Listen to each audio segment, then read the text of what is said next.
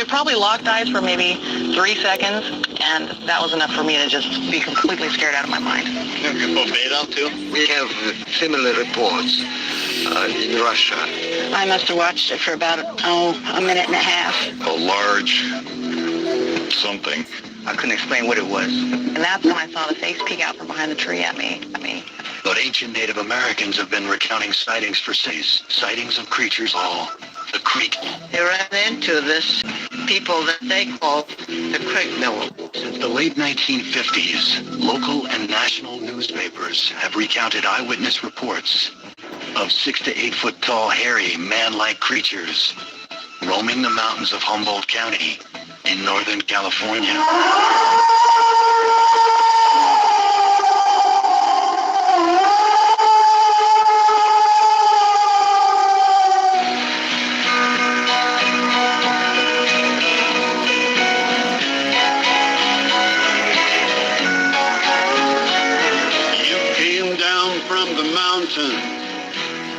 Where the crystal waters flow.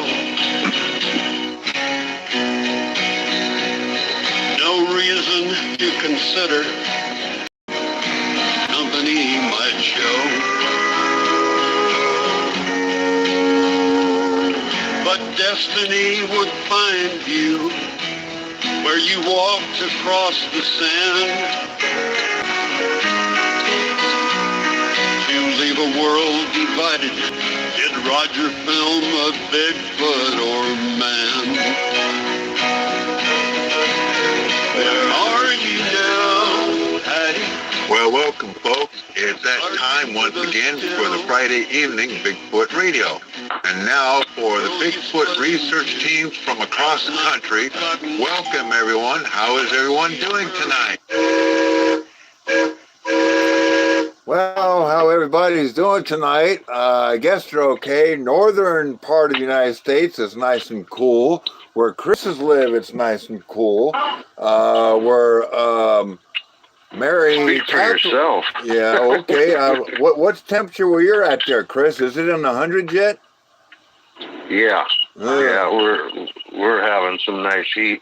We actually had we're having thunder, we're having it's kind of like a thunder.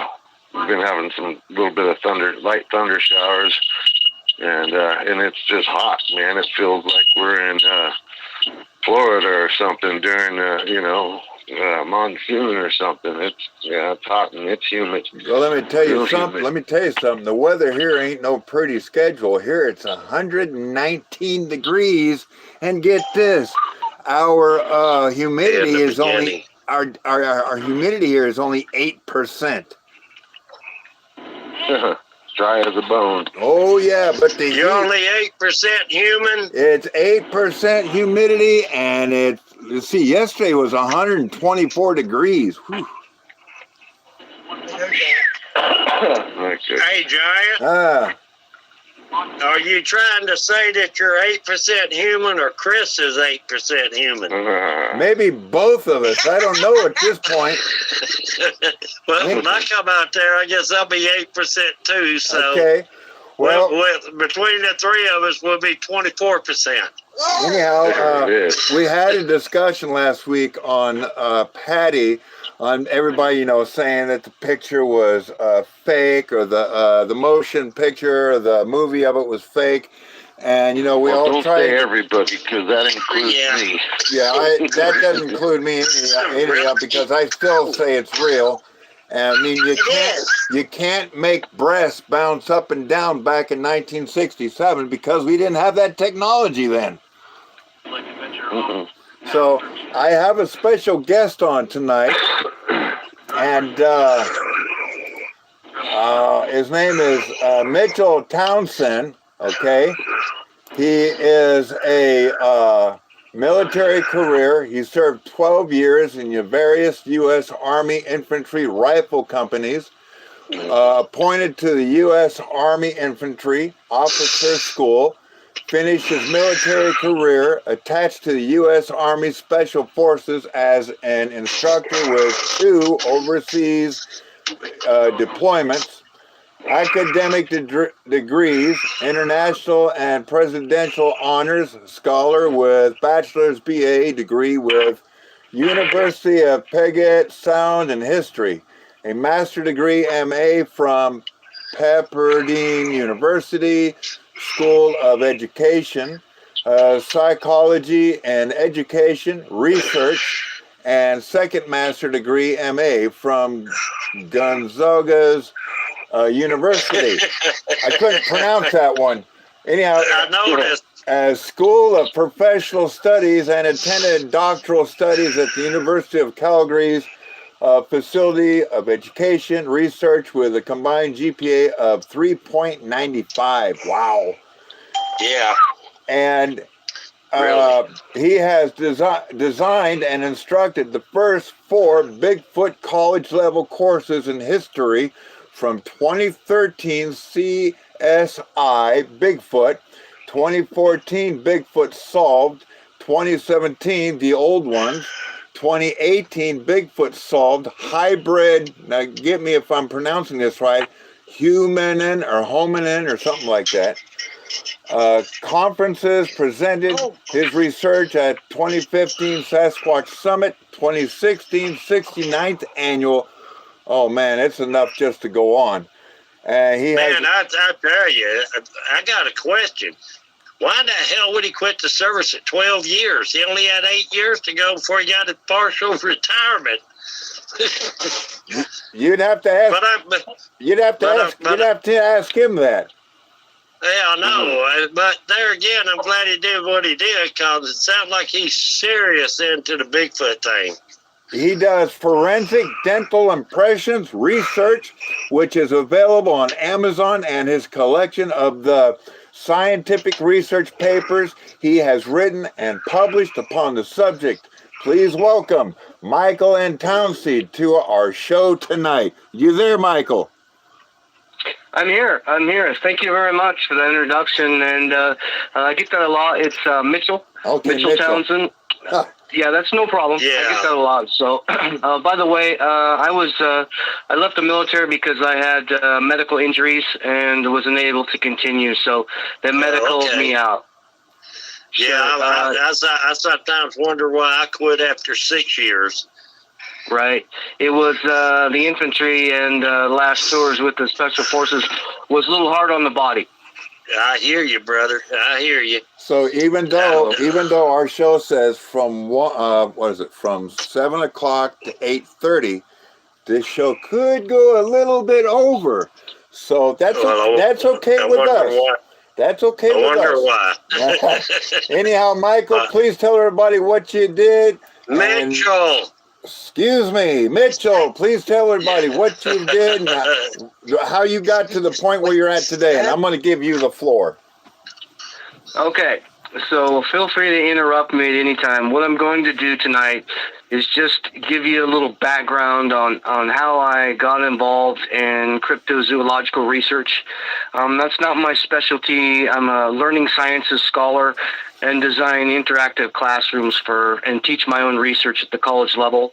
But I use my research skills to try to make my contribution to cryptozoology and specifically the Bigfoot phenomenon, to try to use the scientific principles and writing papers to try to bring it into mainstream science so the mainstream scientific community can have a safe door or a common language that we can invite them through to eventually participate in what I think is an amazing, and I wouldn't say discovery, because the Native Americans have known about it for thousands of years and pretty much every continent. So a new discovery to Caucasians or Europeans in the last 500 to 600 years. So let's back up a little bit. I grew up in Washington State, up in Mason County, and up by Shelton, which has a lot of activity and always has had. When I was a young man, I'm 56 years old right now. When I was a young man in the middle to early 70s, I was about 7 years old and lived up at the base of a big swamp up in that area, a Shelton area. It's called the Capitol Hill area. And was out hunting one day with a shotgun.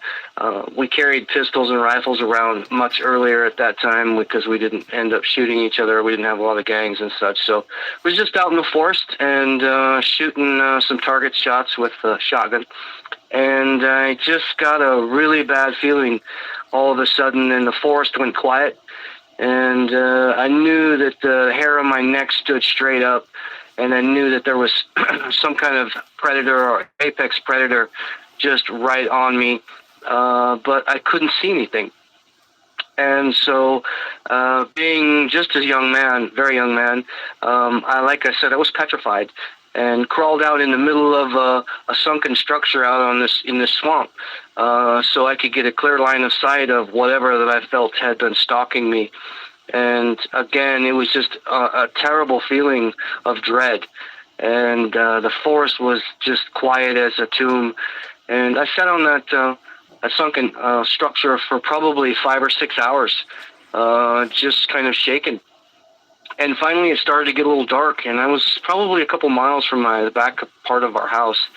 And, I was like, there's no way I'm going to stay out here all night in this condition. So I fired off some shotgun rounds into the area that I thought something was kind of stalking me or monitoring me from in back of the bushes, the line of sight, and just ran all the way home. And, I told everybody about it, and nobody really believed me, which is typical, common experience for most people. And over the years, I kind of set it off to the back burner, back of my mind, and ended up moving back to Washington State after serving in the military, specifically in Lewis County on the northwestern side of Mount St. Helens, which would be the Randall, Morton area. And there's a lot of hiking and fishing and hunting up in that area as well. Like I said, it's on the northwestern side of Mount St. Helens. And excuse me. At that time, go ahead. You weren't on the Fort Lewis base, were you? While you were up there? Yes, that was the last base that I served at. Yes, with the 1st Special Forces Group. No kidding. Wow. I had to interrupt because there's so many, there's already, I don't want to get you off the subject, but there's a bunch of reports right on that base. And that's one of the ones that William Jevnings, who served on that base, had an encounter like face to face. Yeah, but go ahead. I'm not surprised. There's a lot of training areas on that base that are pretty remote and, would actually database line up with a lot of the BFRO database terrain analysis features, including, deep forest, swamp, proximity to food, water, game, etc. So I'm not surprised. I never did have any experience in that area. I was in a couple different units, infantry units, and like I said, and it's important to be clear, I was never Special Forces qualified. I was attached as an infantry instructor, foreign languages and small weapons tactics, and deployed with them overseas as part of their training teams. Whenever they get ready for a new mission, they bring in a series of specialists in order to train them up for specific missions. So that's important to note that, because I'm proud of being in the infantry and being an instructor. So moving forward, like I said, I was out of the military, and I was pretty much out of school at that point, as far as undergraduate was concerned, and was doing a lot of hiking and fishing up in that area called the Ryan Lake Observatory. It's an area where it was covered with the eruption in '82, Mount St. Helens eruption, and it was a study area for the reemergence of the flora, fauna, and flora regeneration of that forest area. And so I was up at a place called Deep Lake, and you can find it on your Google Maps. It's by a place called Dead Man's Lake. It does have a few BFRO documented incidences up there, Class A sightings, I believe it was. And I ended up walking up there one day with my dog to do some fishing. No trails, so it's pretty heavy bush. And I found what could only be construed at that time as a stack of bones. And they were white along the green forest floor. And, you know, I've hunted before, but there was something different about this area. Like I said, this area was similar because the forest was really quiet. And usually you have squirrels or birds kind of chirping away, but not in this area. And I really didn't put the two and two together because it had been many, several decades since my experience as a young man. But that one day, and that was in 2012, I was hiking up there, and I noticed off to the right-hand side of my usual hiking path that there was a series of bones. And as I mentioned, they were white on the green forest floor. And so, having curiosity in my blood, I kind of drifted over there and started examining them just, as a hunter would, to determine what we were looking at. And I noticed that a couple, they were deer bones primarily. And a couple of the skulls had been crushed and bashed in with some kind of blunt force trauma, and which was interesting. I didn't see any arrow damage or tool damage like bone saws that the hunters would use, or any wounds, and there was still red meat on some of the bones themselves. They were primarily rib bones.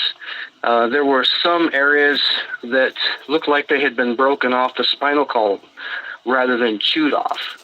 And again, that was, out of the ordinary for, say, scavengers, etc., or cougar or bear, or whoever had killed them, in addition to being potentially scavenged. But they weren't scavenged at all. I didn't notice any canine marks or any scavenger-type consumption practices. We call it mastication, or just general chewing. But one of the things I did notice that was really odd was they were stacked in like almost a pyramid, like something had sat down on a log and had chewed on these bones and kind of dropped them between their legs. That was the mental imagery that kind of popped into my head at the time. And so, to that point, I had read Dr. Meldrum's book on Bigfoot and was kind of aware that I was back in a pretty heavy area, pretty occupied area, potentially. And I wasn't really a firm believer at that point. So I got to look at those bones and I said, you know what? Maybe we should survey this site and collect these bones for some kind of analysis, because they were obviously out of the ordinary as far as, the skulls, the way they were deposited, the potential feeding activity. And then I noticed that the terrain, having served in the military, the first thing you do is, examine the terrain. Is it a likelihood for an ambush site? Or what's the proximity of water, of other food sources like game or berries, ingress and egress, moving in and out of an area specifically. And this really could be described as a funneling effect, with the cliffs on one side, on the right side, cracks on the left side, and a higher level elevation that climbed really fast on the left side. And so you could almost describe it as a pinch point ambush site. And so we had a series of things rolling around in my head that really screamed out, hey, you need to, take a look at this a little bit closer. So I'm sitting there on the log that I theorized something else may have sat on, and started examining some of those bones in that pile. And I noticed that they had giant human-type teeth marks on them, flat teeth marks, and it looked like they had been chewed with back teeth, more molars. And I thought, okay, we definitely need to photographically and videographically document this site. I taped it off, GPS'd it, noted the bone distribution. It was in a cone shape as opposed to a haphazard, just spread out of the bones, again, which signaled that a predator probably hadn't got at it, or correction, the scavenger hadn't got at it yet. And I collected some of the specimens, and they were primarily rib bones. And in this case, they were deer bones, deer rib bones, and collected some of the spinal vertebrae, which matched up to some of the rib bones. And they had been broken off So that takes, a force application lever, or theoretically one hand pushing on the spinal column while the other hand snaps it off, like you'd break a tree off a limb or something, like a limb off a tree, something like that. Wow. So, yeah, so this was kind of strange. I mean, and so I bagged everything, documented it all, and GPSed it, and went about my business up the hill. And Can I ask you a question? Sure. You said the bones have been chewed on. Did you think about getting any type of DNA, or was it too old? They were not that old. Through my research, I was able to examine the bone structures themselves and determine through analysis that they were between 4 and 8 weeks old at the most. They still had red meat attached, but at that time, I wasn't really concerned about a DNA analysis because that was pretty much over my expertise, and I didn't know where to start on any of that. Yeah, so I wish it was you had. Yeah. So it was more of a physical examination, really, at this point. Okay. I was just wondering. Absolutely. Great question, by the way. So moving along. Thank you. Yeah, moving along, I came back and contacted the Department of Fish and Wildlife, Washington State Department of Fish and Wildlife, which are subject matter experts on this specific information. And the guy's name was Richard Bousselet, and he's with the Karelian Dog Program and Karelian Dog and Bear Program. And what he looked at, and he said, I showed him some pictures. I didn't tell him what my suspicions were as far as, what kind of activity. Gave him the information I just gave you folks and your listeners, and he came back and let me quote, to me, the bones look like they were placed there by a human. You looked at a lot of species from this ecosystem to explain this, but in my experience with carnivores, this is likely tied to Homo sapiens. So at that point, we're thinking, maybe this was just some hunters messing around. That's what he was thinking, but he didn't have the full picture, as I said, because this is one of the things I've had to do when I've contacted these scientists and subject matter experts, is to mask my true intentions and just let them look at individual pieces of evidence and then give me their expert opinion on those, and then I would place those in my evidence pile and then go from there. So he did note that the disarticulation from the spinal column was something that he'd never seen before. And so I also contacted the Lewis County Coroner's Office, because it looked like at the bottom of the pile were some human finger bones. And they turned out not to be. After he examined it, they were bear fingers. But I didn't find any other elements of a bear carcass at all, just a few small fingers that had been gnawed on as well. And so I've never been really able to explain that one element of the find at that point. Having put this information aside, I contacted the BFRO. And so that's my third subject matter expert, because my degrees are not in biology, wildlife biology, or anthropology. I'm a researcher. And so there's a big difference. And I wanted to get some people who had advanced degrees in the forestry and the Fish and Wildlife Department, including, a forensic doctor who did autopsies, and to give me some expertise and some eyewitness examination to put me in the right direction. Once BFRO got out there, it was Greg Robinson. Jeff Robinson was his name. He was one of their investigators that was out of the Portland area. He drove up with a team, and I hiked him back up to the site and showed him the information, showed him the samples that I had collected, and the site was still taped off. He examined it and looked at all of my information and the seemingly human-type teeth marks on the bones and the bone stacks themselves, and said he'd seen this type of material before, that he felt that it was undocumented, that hadn't been documented in any great detail. Another line of Bigfoot feeding evidence, that they ate deer and elk regularly, and they focused on the ribs and that he'd seen the bone stacking behavior before in other areas. And so we termed this project the Bone Stacker at that point. So this was Bone Stacker number 1.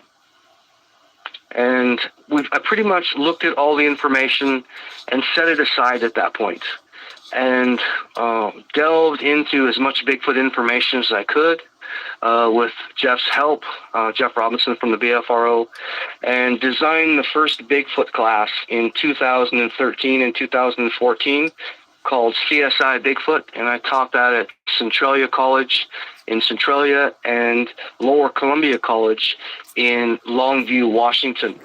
And the reason I did that was because 2 reasons. One, I wanted to examine all of the different types of evidence, from the footprints evidence to the existing DNA evidence to the behavioral evidence, bone stacking, if there was any more of that, rock stacking, tree twisting, language screams, anything I could possibly think of. So I'm trying to get as much information as I can. And 2 of my students from Lower Columbia College in 2014 came up to me after one of the classes and said they had found 2 other sites that matched exactly what I was describing in my presentation on the Bone Stacker 1 site. They took me out there on Halloween, actually, in 2014, and they were down by the Green River side, or the southeast corner of Mount St. Helens National Park, next to a place called the Great Divide, which is a series of trails that go from one series of ridges to another. And we once again surveyed those 2 independent sites as well. They were elk bones. Again, they were elk rib bones that had been stacked in seemingly inexplicable or impossible, I wouldn't say impossible, but not normal stacks of bones. Like, again, something had snapped them off the spinal columns and had gnawed on them and dropped them in a pile, as opposed to spreading them around. They also had red meat on them as well, and we were able to examine those bones through the bone structures that was in the process of degeneration, and we're able to fix that, again, between 4 and 8 weeks old at the most. And so now we have 3 very similar profiles of feeding behavior on deer and elk with crushed-in skulls. Again, all 3 were type of terrain analysis, was presence of food, water, and the terrain was perfect ambush site. And so now we have a pattern. You know, I would, sorry to cut in. No problem. Please feel free to cut in and ask questions. When we did an investigation in 2013 at Standing Stone State Park in Tennessee. Right. And about months before, at one of the gates, we had left a jar containing food. It was a plastic jug. It wasn't glass. And when we went back up 6 months later, of course, it was gone, and this was at a height of about 8 feet. And we found at the bottom of it a perfect pyramid-shaped thing about 1.5 feet tall of walnuts. Right. And we found the container about 30 feet away. But I mean, what human's going to go and do that? Just stack walnuts up in a pyramid. Sure, and you wonder, what human would do that, and for what reason. So again, it begs, you have questions in your mind about what's happening. And can I say something? Absolutely. Okay. In my experience, we've got, I have a hot spot here that they sit and they watch my house all the time. And I've noticed that they'll go down on the creek and get wild bay leaf, tops of bay leaf trees, and they'll bring them up here and hang them up in the tree, and then they'll strip the bark off of it. I don't know if you've ever encountered that, but when they break the little branches off, and like you said, they would stack them up, all in a straight line on top of one another. And no animal, no kind of animal I know around here that will do something like that. So you're talking about the meat. I'm talking about, I don't know what kind of nutritional value they get from the wild bay leaf trees, but they've done it here too. Well, you have something there that has hands. Yeah. And that has again, an I was going to mention that. I was going to mention that as well, is that you're looking at some kind of stacking or sorting behavior that really takes hands. I mean, we at that point we can't prove it yet because we're just in the information collection point or evidence collection at this point. Right. Let's stay on that one deer and elk subject though, because this is very important what you're saying. Right, and all the hunters that are out there should examine any bones they find, and if they're stacked in a pile, and if they're broken off the spinal column instead of gnawed off, there's a huge clue right there that something with hands broke them off. Okay, so we have two different kinds of information, and let me back up 1 second. We were able to find footprints that were 16 inches tall, 16 inches. Let me look at my notes right here. They were 16 inches long by 7 inches across the ball and 4.5 inches across the heel, and they were 3/4 of an inch deep. We were able to measure a 72-inch step and a 144-inch stride, heel to heel. I looked at the information as I was doing my literature review, and that's double the size of a modern human being. So we're looking at a 16-foot Bigfoot print, or what we thought was a Bigfoot print, and there were several of them. There was actually probably 50, but we could only cast 3. So not only do we have the feeding evidence, the terrain evidence, the elevation evidence, the common deer and elk prey selection, the rib selection, potentially using the hands to break them off the spinal column, but we also have footprints between 2 of the sites that my students had found. So now we're starting to narrow down really what we're looking at, because we've had the Department of Fish and Wildlife look at it, we've had the Lewis County Coroner look at it, and we've had BFRO look at it. So don't take my word for what we're looking at. I use the experts to push us in the right direction. And that's really important because this isn't my opinion. This is the evidence. So now we have to bring all this information together and organize it so we can do this in a scientific fashion. And so it's important that we document everything as a scientist would, in this case, a forensic pathologist or a coroner would do. So we looked at this as a murder site, and we're going to collect all this information and document everything scientifically so we could provide the best possible analysis and write a paper on it, and so other scientists could look at this because it would be in their language and their structures, and they could analyze it or hopefully expand on it. So can I say something 1 second? Sure. I just want to keep hearing you. I just want to keep listening. But when you're saying skull crushing, I stop because in this area where I live, I'm in the Southern Sierras, and we do have an elk herd right here. And I was just doing rounds up and down the canyon one day, and I stopped at this one little, basically ravine. When you go in bends in the road, there's usually a ravine in the bend.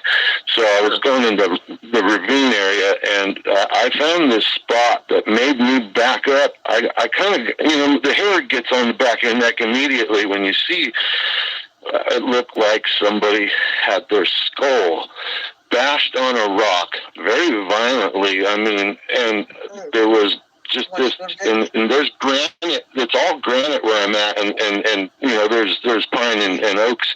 But it was going uphill. It's like it was like just lost a tremendous amount of blood on this rock, and there was a huge bloody drag mark going up the hill, and I didn't follow it up there. I didn't, I went a little bit, but then I got the hair on the back of my neck that said turn around. But Let's follow his story. Let him keep going. Yeah, this is common behavior. So again, we're organizing this to do a scientific project. We call that zooarchaeology, or teeth marks on bones. And so what I did was I separated this in between the physical evidence, the forensic evidence, which is the teeth marks, and the behavioral evidence, which is the footprints, the bone stacking behavior, how the ribs were broken off, the prey selection, the blunt force trauma to the head, and the pinch point kill sites. The elevations were all between 2,900 and 3,900 square feet. And there was the presence of food and water in those areas. So those are your two types of information, the forensic dental evidence, teeth marks, and the behavior evidence. And so we found two types of scientific theories that they had been previously used and published in anthropology to examine those. And one's called forensic biotic taphonomy, which is just basically very simple dead animal teeth marks. The other one's called neoichnology, which all that means is animal residual behavior marks, like tracks, like dens, like scat, or behavioral evidence, okay? So you're looking at two different kinds of information. And we looked and measured geometrically all of the teeth mark evidence. And let's see, we got 740. Okay, we're right on schedule. We looked at that and were able to examine and document several different types. And I'll just go very simply through them. The first one was rib peeling, and that is, there's three different kinds, and that takes hands. In other words, breaking bones off the rib column and using your hands, one to hold onto the spine and the other one to grab the end of the rib and snap it off. Then they stick that in their mouth and chew on it. So it takes hands. The next one has to do with the impressions from the teeth. So the first one is called a double arch molar. So if you take that rib and you're eating like rib bones and you got it in the back of your mouth and you're chewing on it with your back teeth, it's going to leave impressions from your back teeth on those bones. And it's actually the shape of the side of your molar, a human molar. The next one was called triangle premolar load impressions. In other words, the next series of teeth up from your back teeth are your premolars. And they also have points on them, so when you're chewing on something that's hard, it's going to leave impressions. In this case, if it was a giant mountain gorilla, like Gigantopithecus, it would have left round premolar load impressions. They weren't. They were triangular in shape, and I was able to clearly document that on several bones, which means it was a higher level hominin or human type creature. So that's been my theory all along, is this wasn't a giant mountain gorilla. This was a human type organism that had a parallel evolutionary history to modern human beings. And we were just able to prove that with that piece of information. There was also what's called linear bone scoring. So if you're dragging your front teeth down a rib bone trying to get the meat off, you're going to leave scratches. We examined those scratches under microscopic examination. And from that information, we were able to determine that they were human-type teeth, not any other teeth from the organism like bear, wolf, cougar, rodent, or anything like that. We were also able to measure the size of the back teeth and the front teeth, the maximum incisor range, and from there we could determine how big the mouth was based on how big the teeth were. So again, you're looking at double the size teeth, back teeth and front teeth. You're looking at human molar and premolar impressions, and the linear scoring under microscope is impossible to fake or hoax or even reproduce microscopically. What we found was really interesting, what were called mamelons. When a young person starts to get a young human starts to get their adult front teeth and they break through the gum line, they have these bumps on them. They're called mamelons, and they have different shapes. And there's a classification system for that. So if you get your teeth knocked out and they're going to put false teeth in there, it's called dental reconstruction, then they have different shapes that they create those teeth in. In this case, we saw the presence of mamelons, which are proof that there was a young Bigfoot also chewing on those bones between 7 and 13 years old. But again, double the size teeth. So you're looking at double the size foot, double the size step and stride length, double the size teeth, double the size mouth, but human molar impressions. They were triangular. They weren't ape or a lower level primate. Okay? So is everybody following me so far? Is that the teeth marks that we found were exactly some type of double the size human type creature, not a gigantic ape of any sort whatsoever. Okay? Kind of like a giant Gary Busey. I'm just kidding. You never know. But even Gary Busey doesn't have a step and stride that long with that much distance between the heel and toe and heel to heel. He also doesn't have the size of the front teeth. Now, these front teeth were double the size of any modern front teeth based on dental reconstructions. A modern human has an 8.5 millimeter front tooth. These averaged 19.03 millimeters. So again, you're looking at double the size front teeth. But human front teeth, human back teeth, not Homo sapien, but human-like or hominin. All right? Wow. Here's the really provocative piece of information. Modern humans have square point front teeth, like square point shovel front teeth. They're flat, and they're 8.5 millimeters wide. Well, the bone stacker, as we termed it, had round point shovel front teeth. Now think about, so there's a different shape. The only other human in our evolutionary history that had that was Neanderthal, which supposedly was absorbed into our modern gene pool about 11,500 years ago. We all have some Neanderthal genetic structures in our body. So this creature had twice the size front teeth, and they were Neanderthal shaped. They weren't modern human shaped, but they were twice as big. Again, proving that it wasn't a giant mountain gorilla or any modern ancestor of a giant mountain gorilla. It was a human, an archaic type human being that had modern back incisor impressions and Neanderthal front teeth. My type so again, of we have more. It was a person. It was a giant type of modern human being. Yep. That had Neanderthal front teeth. So you're looking at larger the size teeth, but higher level human being or hominin, not hominid, which would be apes, lower level apes, bonobos. Higher level would be hominin, which would be chimps above from beyond that, which would be on the classification system Homo erectus, Australopithecus afarensis, Heidelbergus, Neanderthal, Decinovan, and then on to us, which is Homo sapien. So I told you I didn't really get my height. Subcategory. I told you I didn't get my height from being strange. There you go. Well, dude, I keep going, man. My mouth is, Steven called me early this week and told me about you, and he said Steve, you're right. My mouth is on the floor. Well, let's sit back and keep listening. Or what some people call Bigfoot. I don't call it that. I call it a hybrid hominin because Bigfoot's just a popular folklore term. So we're looking at a scientific classification, and its lineage is not Neanderthal or lower level primate. It's a higher level human or hominin with twice the size teeth, the correct molar impressions, which are triangle, not round, twice the size feet, and twice the distance in the step and stride length. But remember, still higher level human being. This is a human creature. And the correct type of footing for its weight, for its structure, as Lloyd Pye said, in his... Absolutely.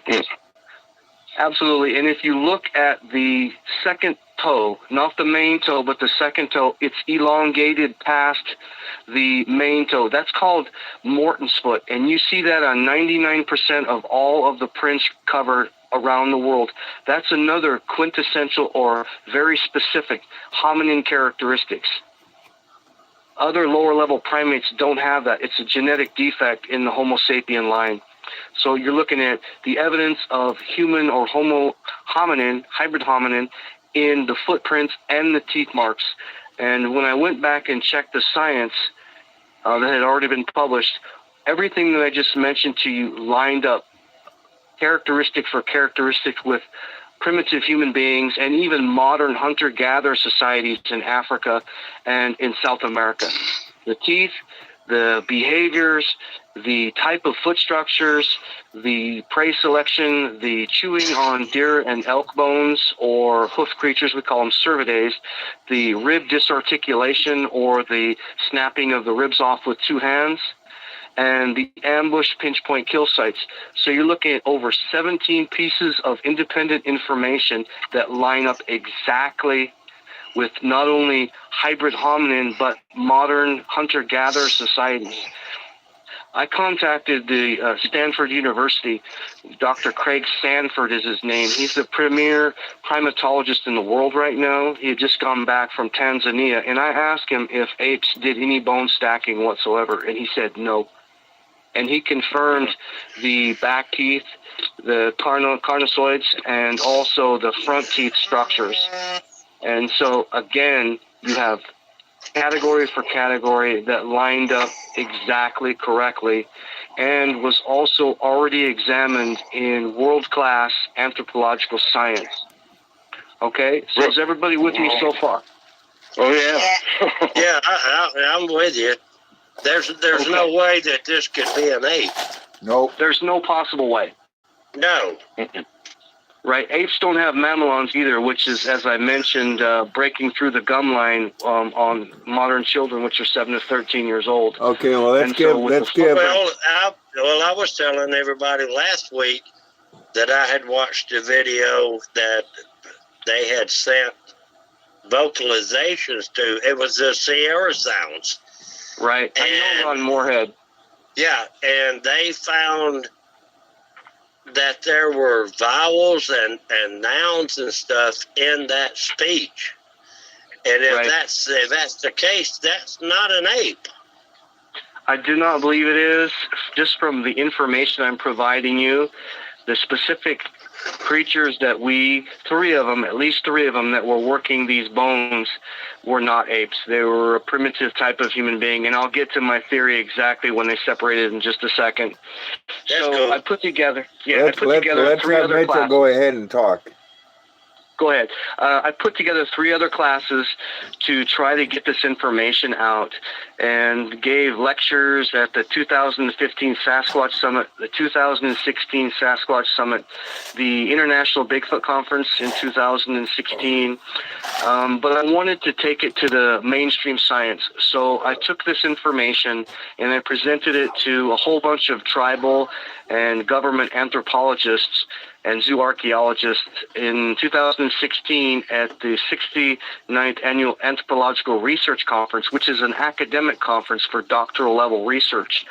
And I presented it to about 100 top peer scientists, and every one of them confirmed my research point by point, and they were just they were astounded that it was, first of all, that I had done such a good job on situating in modern science, and 2, that this was actually the first time that a scientific study had been conducted in such detail, and the conclusions were stunning, that there was a modern human-type creature running around in the forest alive, eating deer and elk in 2012 and 13 and 14.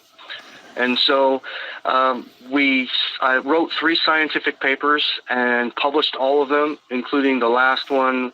I submitted it to the Journal of Archaeological Research Sciences, which allowed us to claim a new type of bite mark structure called a notch. So imagine if you bit a piece out of an apple, your front teeth would leave residual teeth marks in the apple. So imagine them biting out the same thing out of a hard elk or deer bone. You would be able to chart that tooth geometry or the mathematics of that tooth clearly with science and microscopy or using a microscope. And that's exactly what we did. So in conclusion, what we have, and we're running almost an hour here, and I want to have time for lots of questions if we have any. In conclusion, what we have is 17 pieces of information, including forensic dental evidence and behavioral evidence, including bone stacking, rib disarticulation, or using rib peeling, we call it, and using hands. You have to have hands for that. Prey selection, manner of death, and all of these points conclusively to some type of, I wouldn't say primitive, some type of higher level hominin that's very close to us, but giant teeth, double the size teeth, double the size mouth, double the size foot, step and stride length, but all hybrid hominin. Not only did we prove that it existed scientifically, but we also proved its evolutionary lineage, which is just like ours. It's a hybrid hominin. It's not a descendant of some giant mountain gorilla that came down from the North Sea land bridge during the last ice ages. So at this point, in my research, my book is out. There's also, I did one of my lectures, one of my students videotaped it. It's on YouTube. It's called Mitchell Townsend, Bones and Stones. So everything I just told you, you can see me lecture that in the classroom at the college for free on YouTube. I don't do YouTube. What was it called? What was it called again? Bones and Stones? Mitchell Townsend, Bones and Stones. And the reason it has stones in there is because I want to give you one more piece of information before we go into question and answer. I love this. I found another another archaeological site at a major regional river up here in the South Thurston County, North Lewis County area that produced Bigfoot artifacts.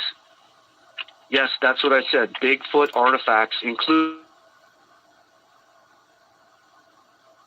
stencil that had an anatomically correct Bigfoot hybrid hominin footprint on it, carved in a manner that the University of Washington and Washington State Universities could not identify. I sent it to the Chehalis Indian tribe, the Squaxin Indian tribe, and the Skokomish Indian tribe, which traditionally border those areas, and they confirmed that it wasn't any of their tooling techniques or napping techniques. They were chiseled with such fine precision that there's still evidence of the chisel marks on these artifacts, on some of these artifacts, including this hybrid hominin footprint.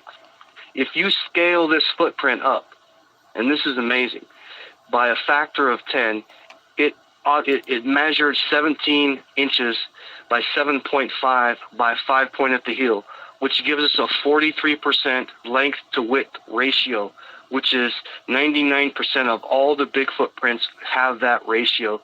It's a thicker foot. Like Lloyd Plyle said, it has the right foot in order to bear that huge amount of weight. The footprint that we found had the same thing. It was 16 inches.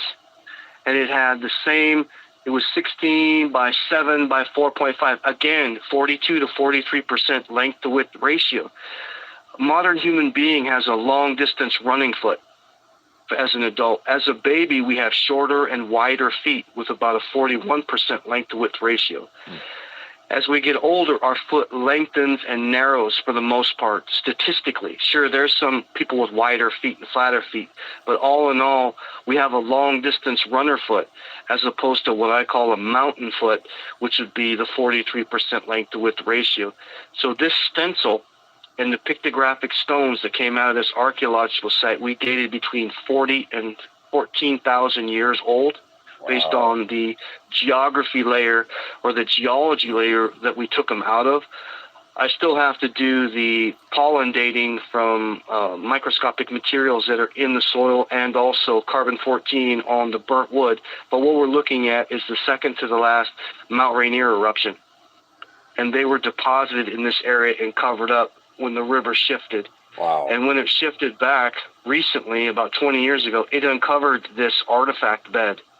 And I was able to find it and collect some very impressive samples I have in my collection, including that footprint stencil, this indisputable proof of Bigfoot and its hybrid hominin status, or a primitive human being. And that's why the lecture's called Mitchell Townsend, Bones and Stones on YouTube. And it breaks it down for you graphically and everything that I just described to you scientifically. Tonight I've just kind of glossed over it because it gets into some pretty high-level science. But very simply, in conclusion, we have 17 different types of information, including behavior and forensic dental science, that prove beyond any reasonable doubt that what happened to these deer and elk in 2012, 13, and 14 was they were killed by a giant hybrid hominin that had double the size front teeth, back teeth, human hominin-type molar impressions. It had a baby. There were 3 different sized creatures there. It had double the size step and stride length. And the papers that I wrote scientifically prove exactly what I'm speaking, that it's a hybrid hominin.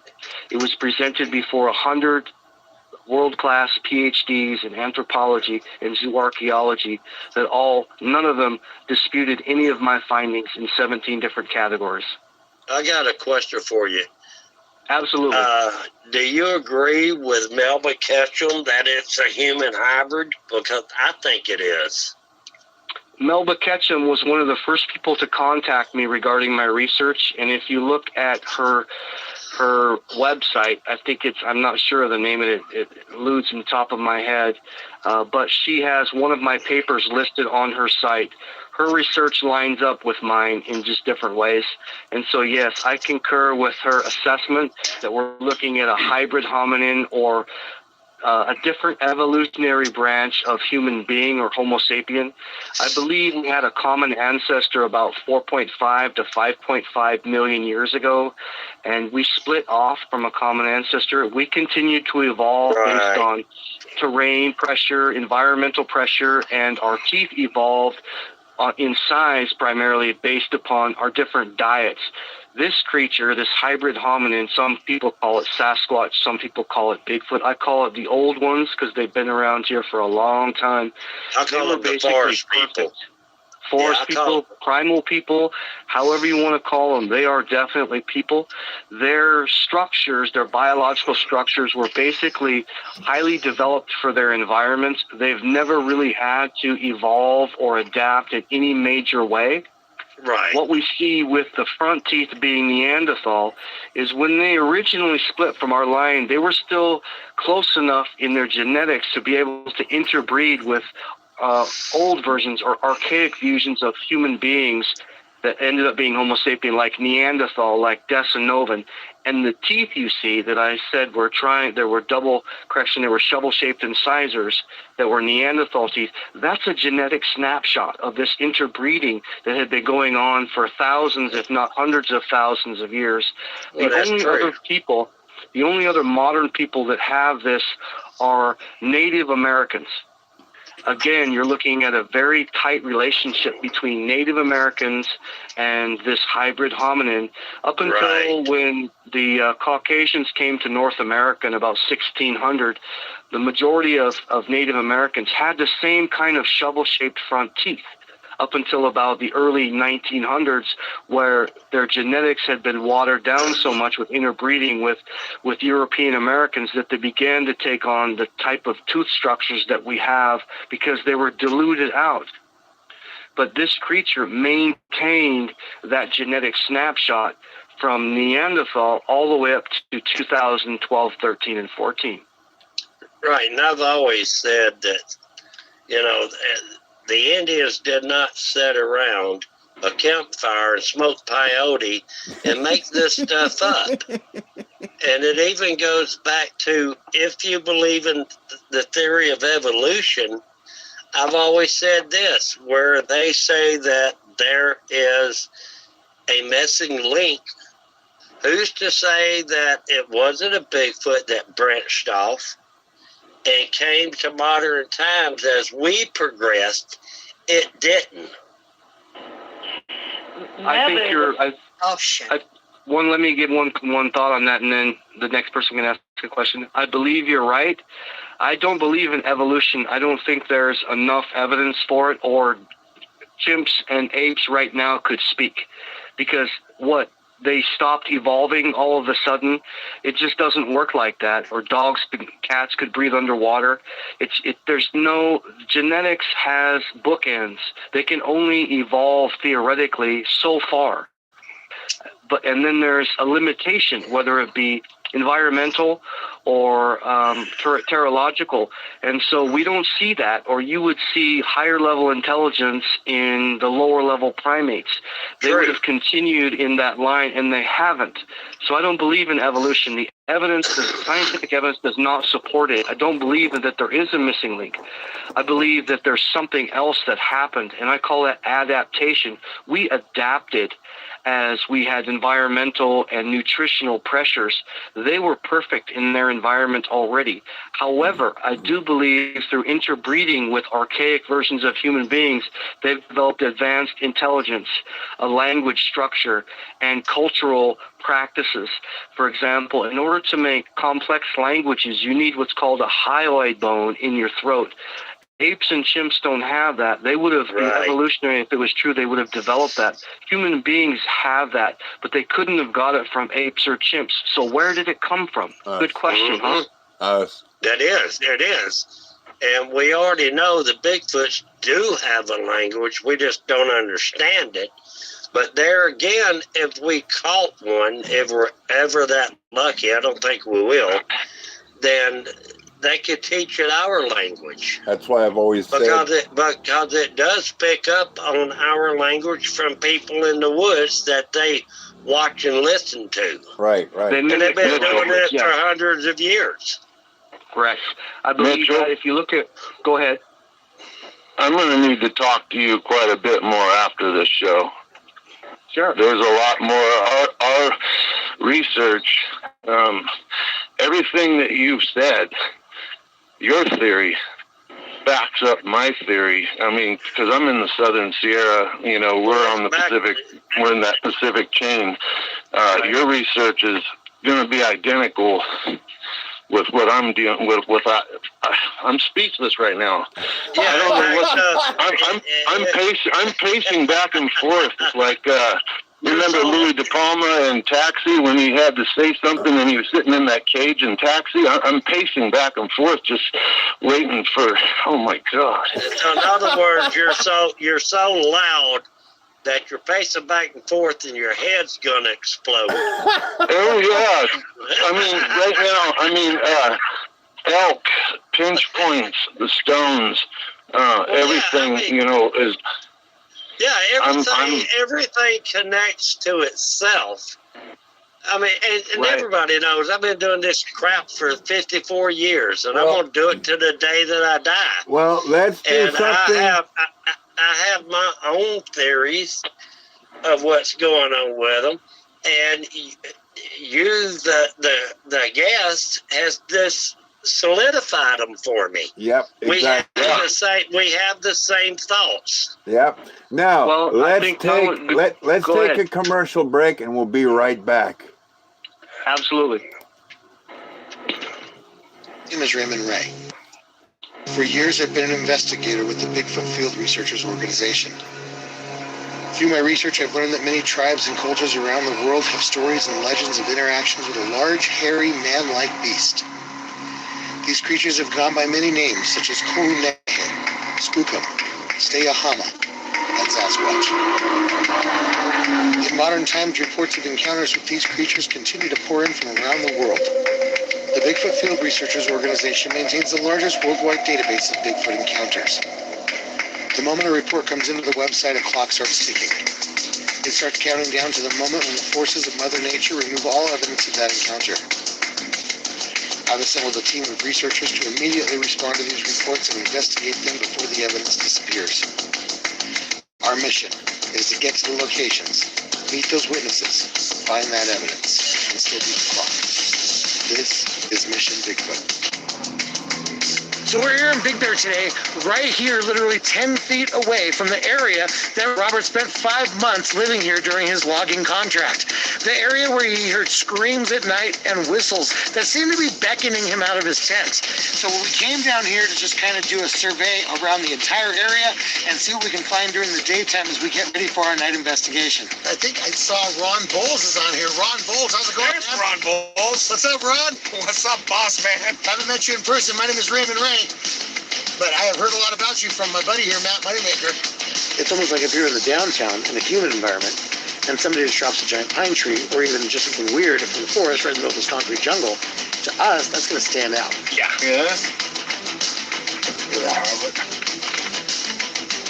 Yeah, wow.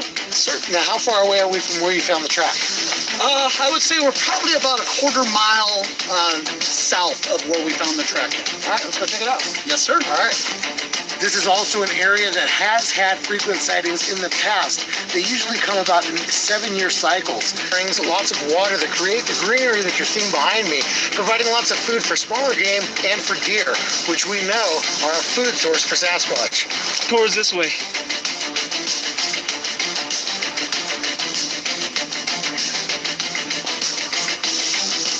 Heard, I'm not entirely sure what that was.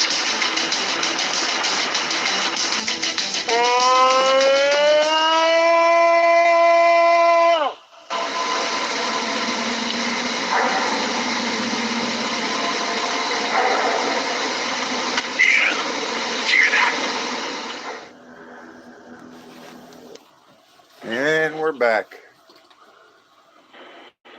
I got a couple of questions for you, for the guy. You said you was in the military and everything. Yes. Did you do any of this while you were in the military? No, I did not. I was actually too busy, and at this point, the majority of the experience that I've had is the more human activity, especially running around with lots of machine guns, the less attractive that type of environment is to a creature that actually is seemingly reclusive, except on its own terms. It interacts when it wants to, rather than when you want it to. Well, I know my son, he was at Fort Polk, Louisiana. He's military, too. He trained some guys before and he was attached to the Special Forces, too, over Bagram and Here we go.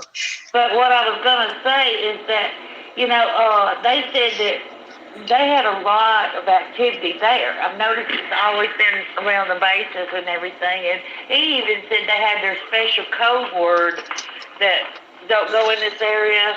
They're in there. Did the military ever do anything like that while you was there? No, but I do want to mention one thing. In 2016, I was appointed by the President of the United States, through the Secretary of Agriculture, Tom Vilsack, to be the archaeological and historical representative for the Gifford-Pinchot Forest, which is Mount Adams, Mount St. Helens, and Mount Rainier. And part of that detail was to report on my research to the United States Forest Service.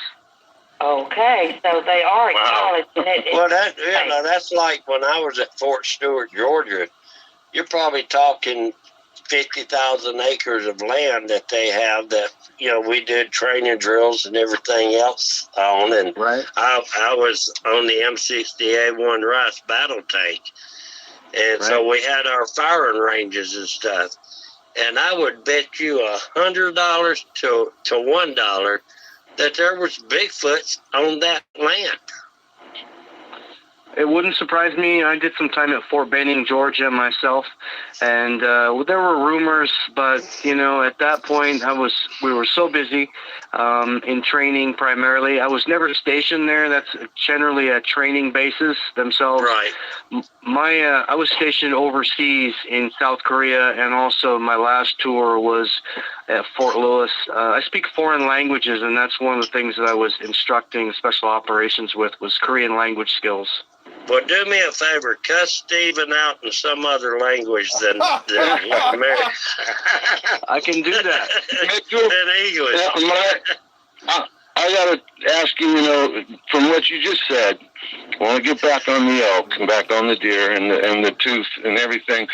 Sure. From what you've said, if you were a researcher, you want to go out and you want to make the best of where of your time.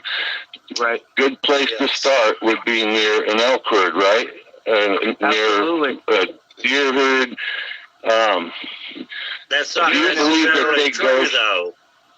Do you think that they will wait for them to have an afterbirth and go and grab that up too, I would not discount it because protein is protein. My experience has been that they can easily kill deer and elk, and they don't have to scavenge food. because they're extremely intelligent based upon the behavioral evidence. They're ambushing them. They're driving these animals into an ambush site, and then other elements of their community are ambushing them and killing them.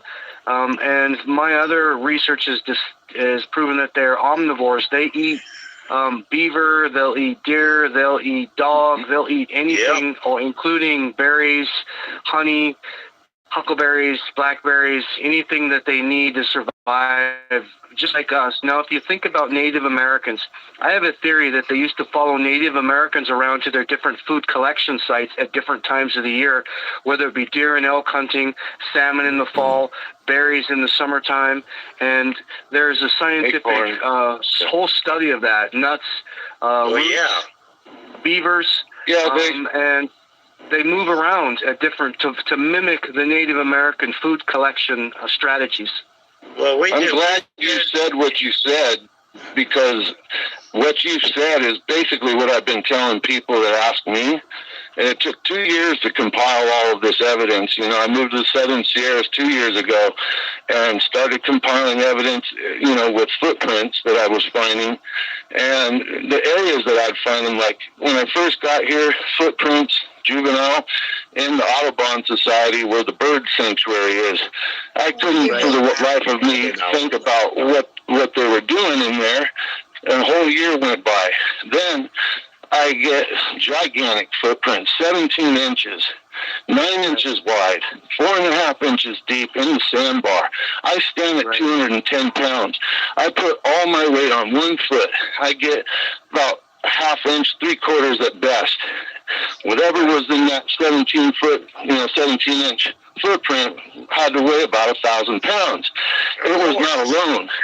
It had two, I would imagine, females, because there was 2 sets of 14-inch tracks that were 6 inches wide and about 3 inches deep. And I followed them down the creek, you know, for about 1/4 mile, not even that. They were following hoofed, I think, deer, and they had a baby. They set that down. It took 5 footsteps before it seems that they grabbed it back up and continued walking. Now, I started doing the research with what I gathered in comparison with the BFRO data. So what I compiled out here is Sierras in the Southern Sierras, and we're at a choke point. I'm at the very end of it where it goes out like a scorpion tail. And so basically I'm in a migrational area. They're not here all year round. They're coming through here in the fall and coming back going up north in the spring. And what I've been telling people is Tulare, Fresno County, in the meadows, in the high country near the sequoias, they're there in the summer because that's what it says in the BFRO database with people experiencing them. Then in the fall, they come down through my area in Crane County, and we're getting reports from deer hunters on the Greenhorn, the Breckenridge, and the Paiutes, which is right in my section, right by me. And that's from September through October, and then October through March. It seems they go all the way out to Tehachapi, because you see the reports in the BFRO database going out towards Tehachapi, Fraser Park, and I thought, what in the hell would they be doing out there? And I realized there was a gigantic elk herd out there. And I thought, well, okay, that makes sense for them to go out there and follow the elk. They're going to come down below 4,000 feet because it gets really hot here in the summer, so they're not here where I'm at. But in the fall, those elk and those deer come down from Fresno and Tulare County, from the high meadows, come down here while they're acclimating. And I've always said, if you have a refrigerator that's sprouted 4 feet, what are you going to do? You got to follow it. At the same time you're following your food source, you're acclimating for the winter time. Take a breath, brother. Yeah, then we come back around and head up north through they stop in the Audubon Society where the bird sanctuary is. I'm saying, this is my theory, if you're a mom and you're lactating, you need to produce milk. How easy is it to just stop running down deer and elk, with throwing stones, and just go on an Easter egg raiding hunt in that Audubon area for about a month until it gets too hot or they get too tired of the diet. Then they head up north and go and repeat it, like one big circle. That's what I've been telling people is my theory, and what you've said, it really backs that up. Here's another theory. Here's another theory too. I want to get in here before you get carried away there, Chris. My theory is they have my theory is they have a harem here, and they know exactly what they're doing. Yeah, they do. Well, they do. And it's even well, they have to reproduce. Well, here on the East Coast, we did an investigation in Dallas, Georgia in 2011. And in the middle of a cul-de-sac in nowhere, I mean, there was houses there, and it was all paved. We found a deer laying in the cul-de-sac that was mutilated, and the legs were ripped. It was a doe, and the legs were ripped off of her and laying like 20 feet away. Yeah, I think you told me about that. And what hunter's gonna go out and do that to this animal and just leave it? I mean, that makes no sense. But we did an investigation. Well, we was on an expedition in North Georgia. Stephen knows where I'm talking about. And we found a 21.5-inch footprint, and that it was next to the road by a tree. And me and my brother had walked up to the trucks, which was close to it, but we never saw it. And I shined my flashlight down through the woods to a lower trail and got emerald green eyes. And I mean, it scared the bahookie out of me. Mm-hmm. And the next morning, we found in between where the green eyes was and the 21-inch footprint, or 21.5-inch footprint, we found 13 and 14-inch footprints walking all over the place. And right. I think it was a male, a female, and I think the female had the emerald green eyes because we caught her on the lower trail. And in between her, the little ones were walking around stupidly. Huh. Do you think human is on their food chain? No. No, they're like strawberry shortcake. No, I don't. Chocolate ice cream. Personally, myself, I don't think humans are on their food chain. Now, don't get me wrong. I think if you back up a Bigfoot and their youngins, guess what? All hell's going to break loose. But I think that they could. Well, I'm asking with all the disappearances that we've had, especially out in the Northwest, and y'all know about it. You're out there, yeah, right. And I think there's some cases where you got a rogue one, where the Bigfoots are taking them. Now, are they eating them, killing them, and eating them, or are they breeding with them? Breeding. But it has happened. I'm sure it has. Yeah, it has, and I wouldn't want to take that monster thing anyway. But you know what I'm saying? It's right. Either they take them, kill them, eat them, whatever they do with them, or they mate with them. You know, you go back to Albert Osman. You know, in 1924, right. I'm familiar with that story. Yeah. Yeah, and he was packed away in a sleeping bag. Okay, why did they take him? You know, it wasn't for breeding purposes. So, I think it was for the same way that we study them. They found us a little curious, so they kidnapped one of us. Yeah, to study us. There is a case where there's a man overseas somewhere supposedly married a female Sasquatch. Oh, that was supposed to be in Asia somewhere. Yeah, but you know, they said that she killed her first few children because she'd take them down to the cold creek and give them a bath and everything. And oh yeah, I remember seeing that in Russia. Yeah, and there was a thing that male abominable snowman mated with a woman, and she had the kid, and the kid grew up. And you know which one I'm talking about. Yeah, that was in Russia.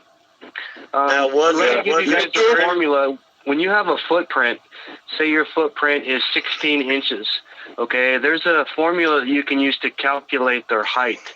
It's actually 6.6 times every inch. So in the case of what we found, we had a 16-inch footprint. You times that by 6.6, it gives you 105.6 inches. If you divide that by 12, you get 8.8 feet tall. So the creature that we found estimated to be 8.8 feet tall. It's a little more difficult to estimate weight because depending on if they're running or if they're walking or what kind of material they're standing on, whether it's floor duff, whether it's sand, or, you know, whether it's rock, those kinds of things. But we can estimate accurately the height by just timing, say if it's a 20-inch footprint, say a 21-inch footprint, times 6.6, gives you 138.6 divided by 12. That gives you a height of 11 feet 55 or 11.5 feet. So they're looking at 11 and a half foot tall creature with a 21-inch footprint. Yeah, and that's what I was thinking. The one that we got that was 21 and a half. And the sad thing about it is we had used all of our plaster of Paris on the 15-inch one, which we found in the bottom. That was the green eyes. And then we had the 12 and 13, or it could have been 11 and 12, that we had poured all of our plaster in. And then our assistant chief investigator found the 21 and a half print up by the road in between a huge tree and our camp. And we were out of plaster of Paris, and it was a Sunday morning. Nothing's open. And all we could do was take pictures, but I figured that it was between 10 and 11 feet. Yeah, at a 21-inch footprint, times 6.6 divided by 12, you're looking at almost a 12-foot tall creature. What about you're talking 21 and a half would be what? Well, it's 20. I'll do it real quick for you.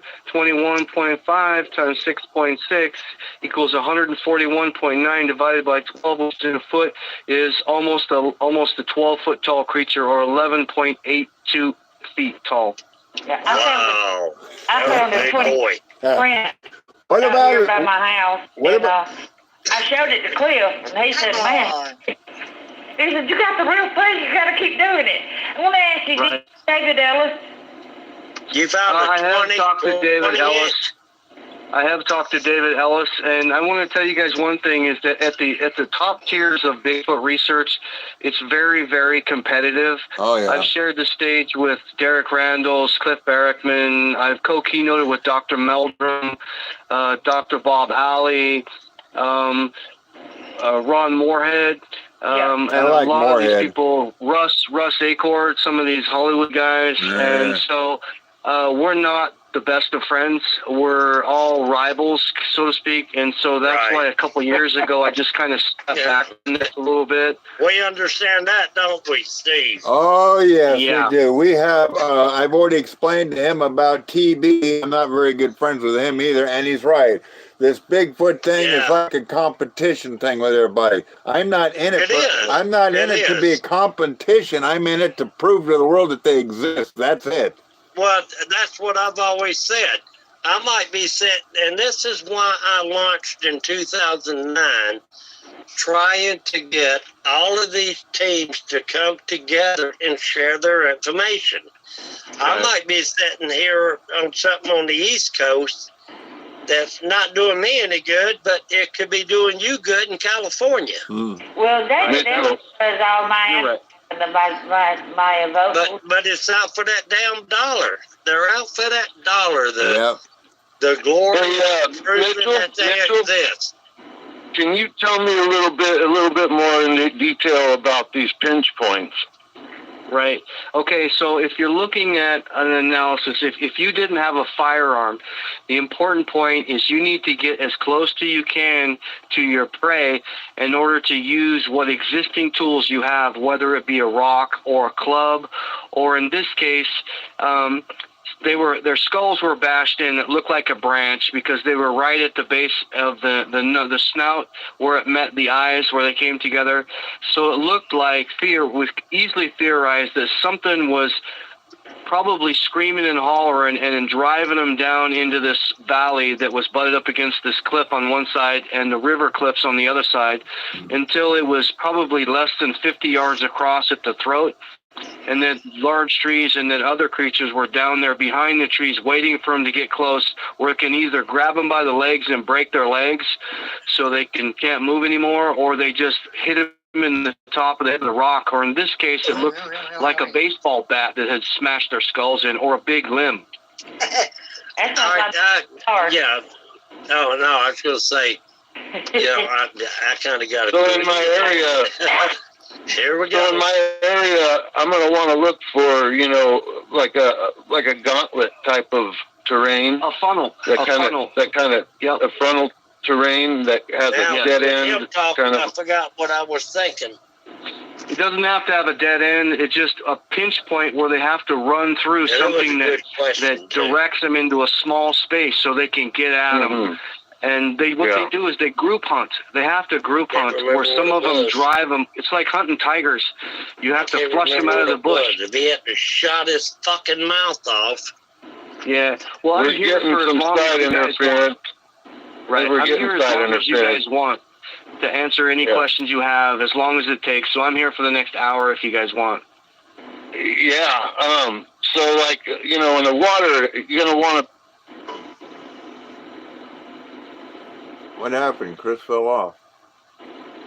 Right. Well, I'm still here if you have any more questions. Yeah, I'm here, but Chris jumped in, and I totally lost what I was going to say to you. All right. Well, let me throw some more at you. Part of what I gave my college students at the end of these Bigfoot classes for their final exams was take them to a place called Bigfoot City. It's here in Washington State, where I first met Bob Gimlin in the bush. And we took all of my students out there for their guaranteed Bigfoot interactive experience, where they come down in large numbers in July, August, and September in a place called Bumping Lake. It's in the Cascade Mountains by Crystal Mountain Ski Resort, and they come down in large numbers and have been interacting with my students during July, August, and September for the last 10 years. Oh, I'll blow your mind. We was in North Georgia, and we spent 30 years up there. Right. And back in the day, the I guess you would say the elder ones at the time would roll rocks into our camp. Sure. And we would roll them back. And they would actually play this game with us for hours. I'm not surprised. Yeah. And when we went back in 2010, I think it was, when we went back, we've been gone for like 5 years, and I think the little ones had grown up. I think that they remembered the smell from being younger, and they started interacting with us. Right. And we would honestly play games with them. I mean, they say, oh, don't throw rocks at them. Well, we didn't throw rocks. We rolled them, and they rolled them back. Right. And that says that there's some type of intelligence there. More than a little. Yeah, more than a little. I mean, when we go into the woods, we're in their yard. Yeah. We're in their living room. Yeah. And they know everything that's going on. We're the dumbasses. Even when we hit the bottom of the mountain, I guarantee you, 45 minutes later, when we got to the top, they had already sent messages that we were coming. Huh. I fully believe that. Now, who's the dumbasses? Yeah, speak for yourself. Us as humans are the dumbasses, because we go into their living room thinking we know it all. We got all the technology. And I'll be honest with you, I don't use any of the technology. I do it the old-fashioned way. Here's a new clue for us, Jan. You do the old-fashioned way, but they have something over all of us that we still don't understand, and that is that dimension walk. Every time we turn around, they vanish. Them like scratching your head, like, okay, where the hell did you go? I fully believe that they can dimension walk, and everybody here knows that Tony, he became a preacher. Black guy, been in the team since 1988, and he says that you can't be a spiritual thing and become I guess you would say, a hard thing in our time. And who's to say,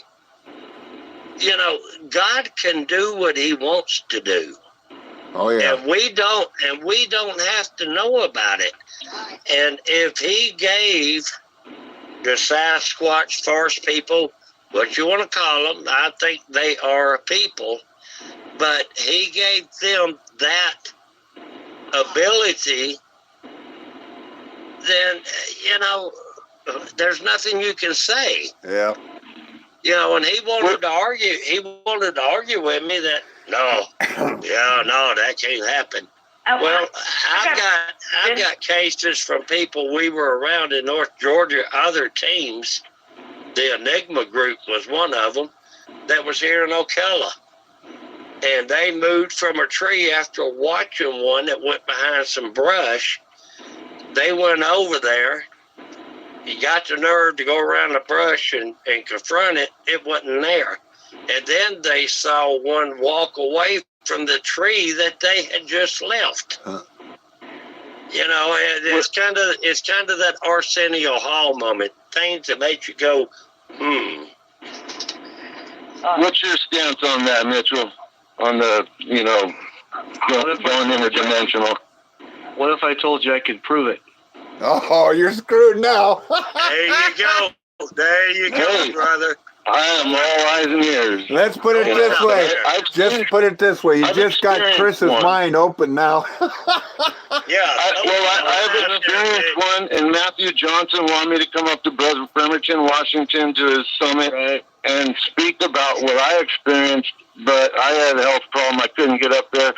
But also, I can't say it was Sasquatch because I didn't see it go into the interdimensional. What I did see was something come barreling at me on 2 feet. I mean, it ran right next to me. I could see the human footprints running in the grass right next to me, but nothing there beside me, What if I told you I have HD pictures of it? We went last year to where we here in Florida, and I took a picture of the fire road. My wife was piddling with a camera, and I just took a picture of the fire road. And when we got back, there's a Bigfoot sitting down in the grass. I sent it to Stephen. Yeah, I still got it. Sitting down in, and I said it was sitting in the grass, not 35, 40 feet from us. And we never saw it. It wasn't there to our eyes. Right. But when I brought it home, and, I honestly think they can hide from us, but they can't hide from a camera. Well, the thing is, you have to have an open mind in order to see them. I mean, that's my theology. I mean, if you have an open mind, you can see anything. Sure, Okay, I think if they want you to see them, you're going to see them. Yep. All right, so you guys want me to tell you something interesting? Yeah, I really do, because I think this guy was cloaked, and we didn't see him until So what is happening, I think, I can't prove this scientifically yet, but I'm getting much closer, is I'm sure you guys are aware of the portal debate and what orbs are, correct? Oh, yeah. Yes. Okay, so they're using some kind of orbs, and I have pictures of everything I'm telling you, at HD pictures of orbs in front of a infrared camera opening and corresponding with something in the sky that's opening some kind of gateway, and the Bigfoot is actually coming through on HD camera, and I've also got pictures of it materializing on the ground from like 10 feet away. Yeah, an orb. Believe it or not, an orb is a spiritual Clear being. pictures. Well, yeah, that's like when me and Brenda were living in Franklin, Georgia. We had a big boy that come around, and he would let us know when he was there. He slapped the side of the house. So it's like a bomb going off on the inside, but that was his way of letting us know that he was there. People aren't ready for this yet. No, and one time I stuck a camera out the front door and snapped a picture down the walkway of our porch, was like 30 feet. And in the background, there was an orb that actually had a T in it with a number beside it. And that's interesting. I don't know what the hell that was, but you could see the letter T, and I don't remember what the number was, but you could see the number next to it, and it was in this orb that was off on the side of the hill. Right. I'm not surprised. Like I said, I've got a series of pictures from 2015 all the way through 2018, and all of them show the same thing of some kind of skygate opening and other organisms coming through and using orbs as the actual generator of some kind of quantum energy that's opening up this pathway. Now, the research that I've done in Flesh and Blood is the stuff that I primarily discuss with people because I can prove that scientifically, but I do have some scientific theories on what is the nature of the energy that's powering these types of transportation networks and what other organisms are using them and how they are developing some kind of translucency, or people call it cloaking. I don't call it that. I call it bending light or using a different light spectrum, because our eyes are only picking up about 30% of the available light. I totally agree with that. I've watched videos left and right that showed Bigfoots in the grass, laying on their stomachs, watching people, and what I've heard was that their hair was like translucent. Yeah. And if they're around something green, then their hair is going to show that green tint. Mm-hmm. And that's why we don't see them. Now, it could be an overlook, of course, but that's what I've heard, is that's why they blend in. That's why I believe in the secret law of attraction. Anything that you think about, you bring about. But they can't hide their energy emissions, and that's how I track them in the dark, is they're emitting infrared energy. Yeah. So if you have the ability to track infrared heat emissions that are invisible to the naked eye, you can track them as they move through these different levels of we call it translucency, or ability to become solid for being able to look through. They're still there. Okay. You're just not seeing them because they're translucent. They're going into a different light spectrum. Okay. Well, I've seen I'm sorry, Mary, I'll let you talk right after me. Okay. I love you, girl. Anyway, I seen a video that these people were out in the woods, and they were filming with their camera, and they scanned around, and they hit what looked like a Bigfoot going away from them, and then it was gone. Mm-hmm. And they got this on film, and it was just gone. Right. Okay. Robin Roberts, I don't know if you know her. She's from Colorado. Yes, I do. She and her husband and by the way, I'm from Alabama. And yeah, you can't know her because you're from Alabama. Oh well, she's she's from Colorado, I believe. Yeah, she's good.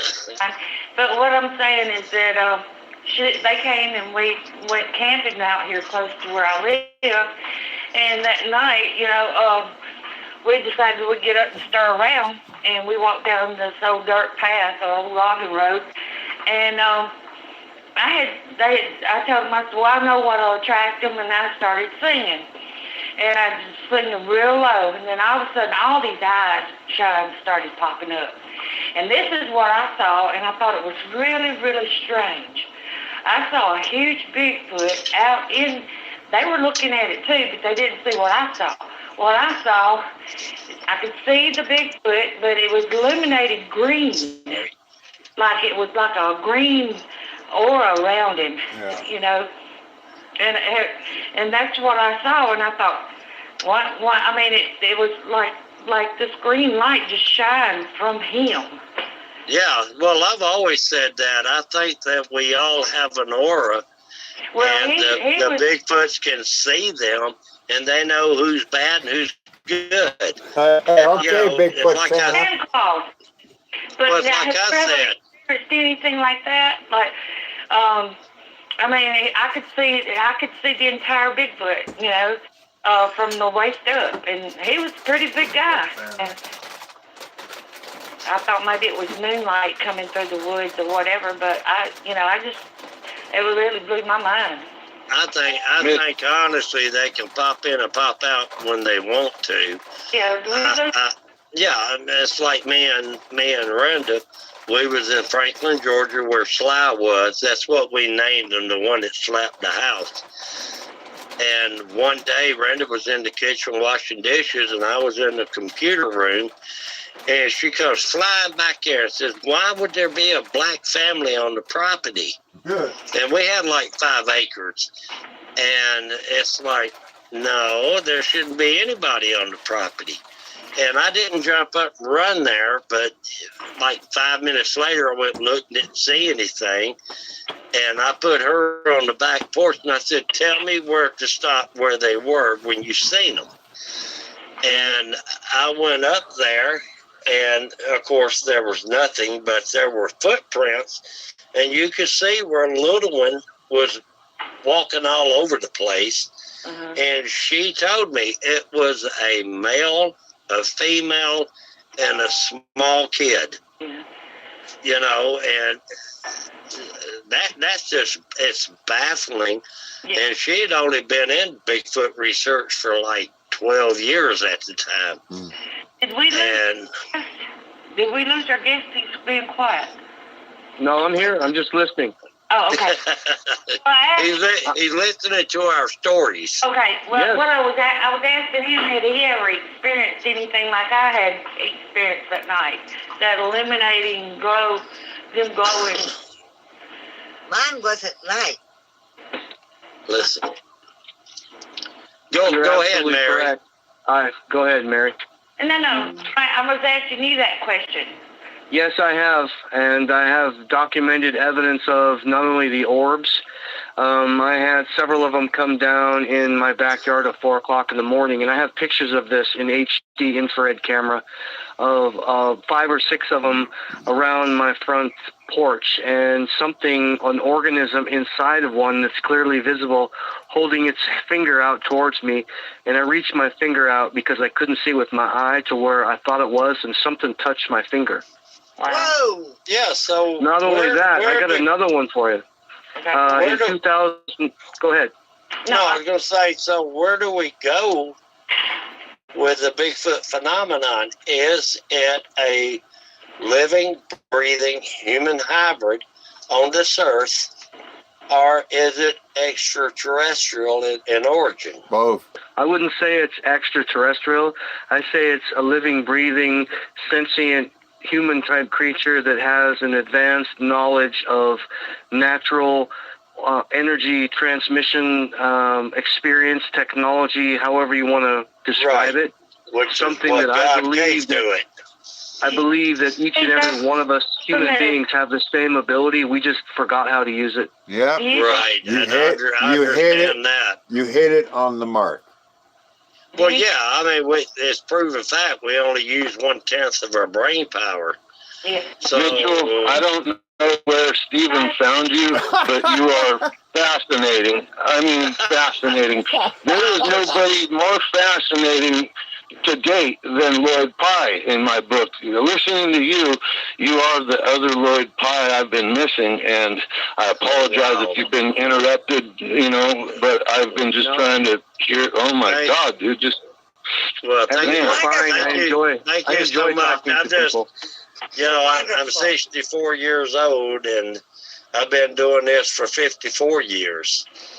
And I've seen a lot of things. I've seen more than 14 of these things. And I saw a solid white one here in Florida in 1975. It was 9 foot tall, and he was a day. And he was 25 feet away from us. And, I guess I set on my knowledge, and in a lot of ways I let that knowledge out, and I've let it out here on the show. Yeah, sure. But, I just look at it this way. People can say what they want. These professors can get on there and say what they want. Nobody's an expert. I'm not an expert. I learn every day. And we only have to prove it to one person. And as Jan says, that's to ourselves. That's it. One thing I want to say to all of you is that I absolutely agree with what you're saying. We only have to prove it to ourselves. But it would help if we could get the resources that are behind mainstream science to really start looking and dialing in on this. And that's one of the reasons I did the teeth mark research, is because I wanted to produce documents and studies in their language, and so they could look at our research and not dismiss it. They can't dismiss it anymore because I wrote it in their language. I published it in their publications, and it's indisputable. So they can try to explain away all of the other aspects or individual people, but they can't explain away the teeth marks or the archaeological artifacts because they're available for any scientist to examine at any time, any place. And I always give my research away for free because I'm not interested in the money. I'm interested in communicating with people and getting it out. Yeah, exactly. Just like me, I'm not in it for the dollar. And if I sit back and calculated all the money I spent doing it, hell, I'd be a broke man. Yeah. But, when I started, it was to prove that they existed so there could be laws passed to protect them. Yeah. And in my later years, probably 10 years ago, I came to the conclusion that we don't have to pass laws to protect them. They've done a damn good job on their own for hundreds of years. Right. Why do we need to protect them? Everything man touches, he destroys. Yeah, Mitchell, I wanted to ask you a quick question before we end the show. Sure. Do you happen to know Becky Butello? We know her. Does not sound familiar. Actually, she lives up in your area. That's why I asked. She lives up by Mount Rainier. Right. I've met thousands of people over the years, and so I really don't remember a lot of them. I remember the top scientists because we've been back and forth, you know what I mean, discussing every little nuance. And one of the things I want to say on your show is that anybody can contact me on Facebook, Mitch Townsend. I'm wearing a blue suit with a blue and gold tie, or they can email me at mitchell.townsend@localaccess.com. Anytime they want, I'm available for anybody to ask any questions, and I try to pass on anything that I've learned for free to anybody who's interested. I am good. Oh, that's cool. Thank you. What was the email address again? Mitch Townsend? It's Mitchell, MITCHEL TOWNSEND @localaccess.com. Okay. What I said is I'm real good friends with Melba and everything. I said hello. I sure will. We talk quite frequently here. But I want to ask you, since you have come out with all this, have you been, ridiculed? Yeah. You have? Regularly, and including by Dr. Meldrum himself. Yeah. Because we've gone back and forth. He's an idiot. I'm sorry. We've gone back and forth, and I try to just say this, is that everyone, including Dr. Meldrum, including all of the haters in the world, everybody has a part to play in this. There's enough room for everybody, and there's enough things that are going on that are so different that it's going to take everybody doing the best they can do to get us build some kind of profile of what we're looking at and what its capabilities are. Yeah. And honestly, that's why I didn't want to take a photograph, or I didn't want to do footcasts or get a grainy video. Same here. I wanted to do something that science couldn't dismiss, and Here's- that's food evidence. Okay, forensic evidence. Here's one thing. There was a girl on eBay today, not eBay, on YouTube that sold a picture of her foot for $80. You can probably get more than that. Here's the thing I want to mention, and I want Jan will back this up. I took a picture of a Sasquatch up in Siskiyou County at a place called I can't remember the damn mountain range I took it at either. I think it was Dunsmuir area. Okay, Dunsmuir. I know where Dunsmuir is. And my family, Shasta County, I always used to go to Dunsmuir, do some hiking up there. The Castle Craigs is where I took this picture. And I hate to say this, but these Bigfoots can defy all laws of gravity. I don't know how they do it. I have no clue how they do it. I took a picture of a Bigfoot sitting on the side of a mountain. It looks like he was leaning with his foot up in the air, his hand on his head, because he saw me as I was trying to take a picture of it. Didn't want to move. I took a picture of it. An hour later, I went back to the same area, and it was gone. Yeah, because I told him to go back and take another picture. And the trees below it were smaller than it. Yeah, you got, I believe it was one, and he would have been a big boy. He'd have been 10 foot if he'd have been a day. But, Mitchell, I found you on Facebook. I sent you a friend request. Well, it's been nice. It's been nice having you on, Mitchell. We have to go, but everybody. Thank you so much for coming in and joining us. I have to say that this was my very favorite episode to date. Thank you. And I'll be in touch.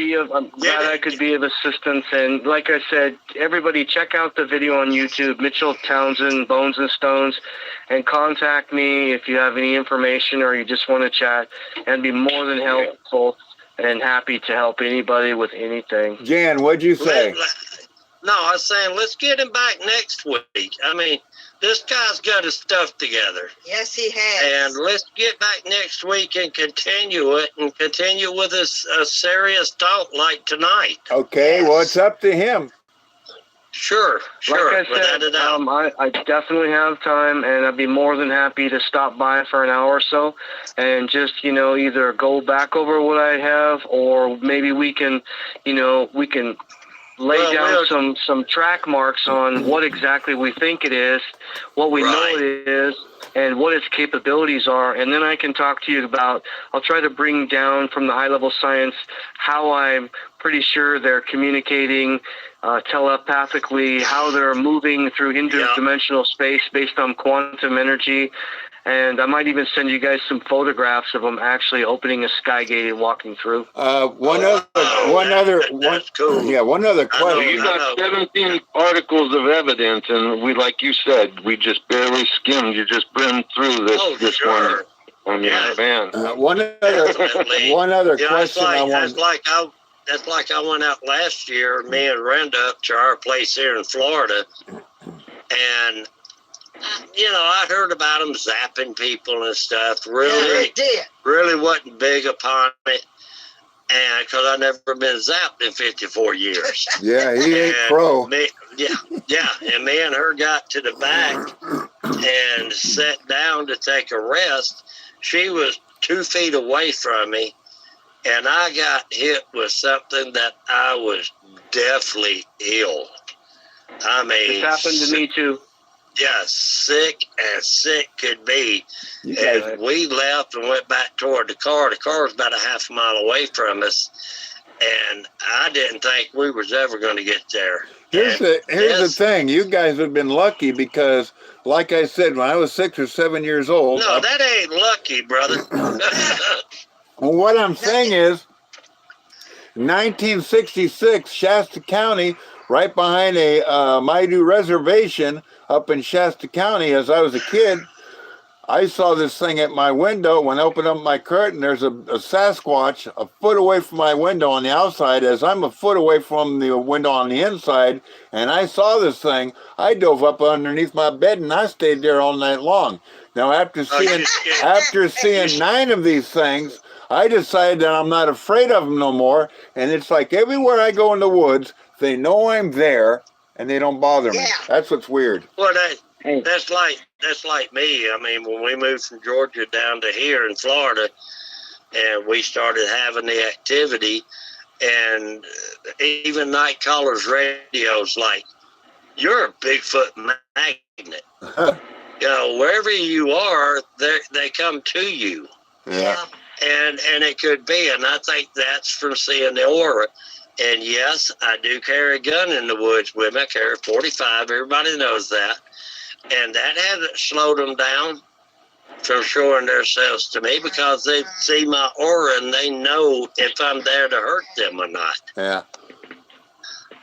Well, but yeah, let's pick that up next week with him if you don't mind. And I really want to get into the Dogman thing too, because I didn't believe it existed. I wanted to ask one other question, Mitchell, and that is, what do you think about the Patterson film?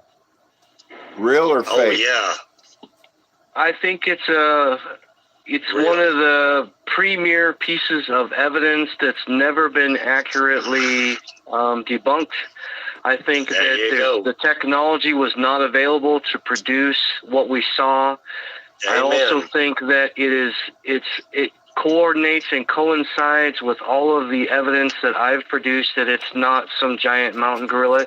It's a hybrid hominin human type creature that lives, breathes, reproduces, has its own language and its own culture and its own young. It migrates for different food sources. Yep. It has the ability to adapt, and it has some higher level understanding of what I call earth magic. Yep. There you go. Yep, 100%. That damn sure wasn't a man in a suit. No, you could tell. You could tell that was a man in a suit, and you can tell that's a female because the breasts shake out back and forth. That sure hell wasn't. Well, yeah. That wasn't and no balloons.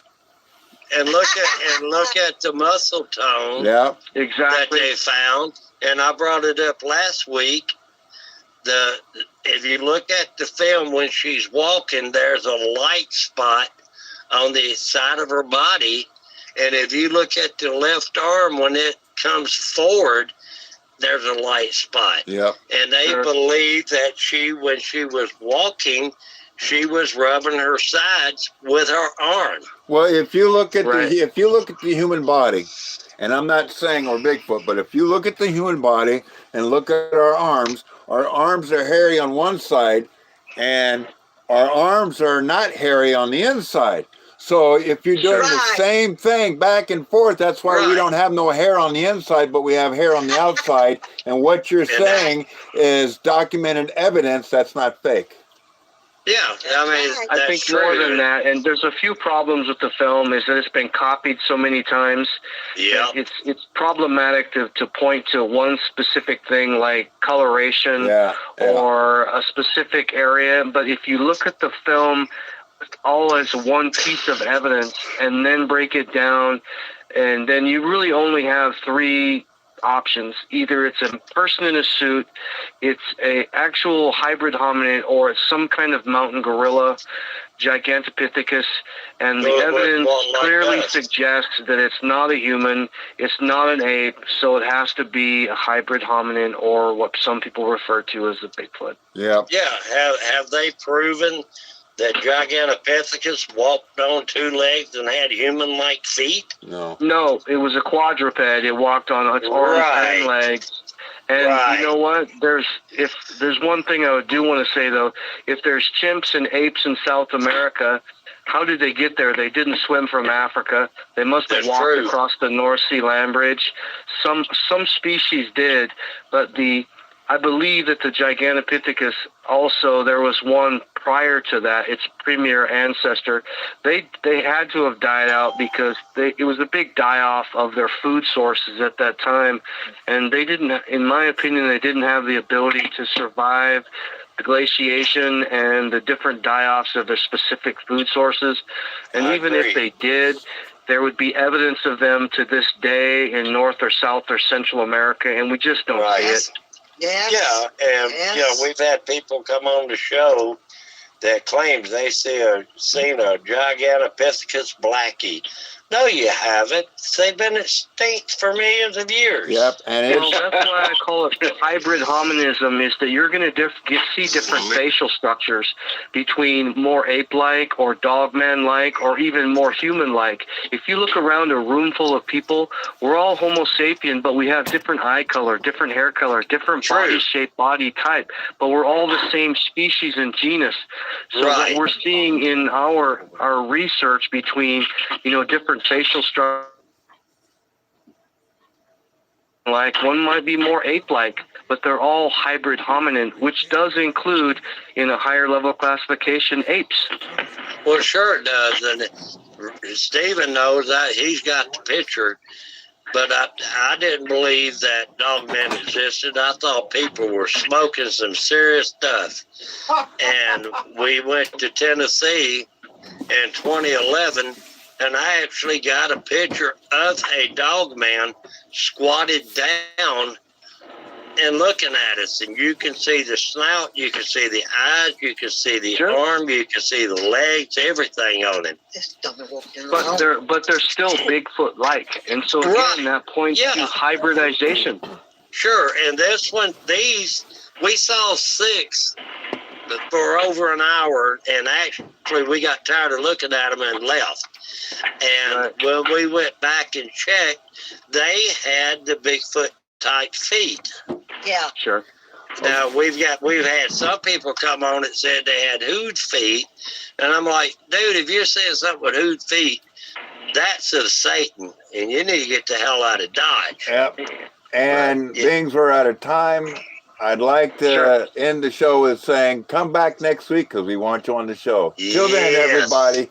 Hey, John, I sent you a video. Ladies and gentlemen. Absolutely, my pleasure. Have a nice evening, everyone. Mitchell, you have a great night, brother. Radio for this week. And we would like you all to tune in next week for some more Bigfoot Radio.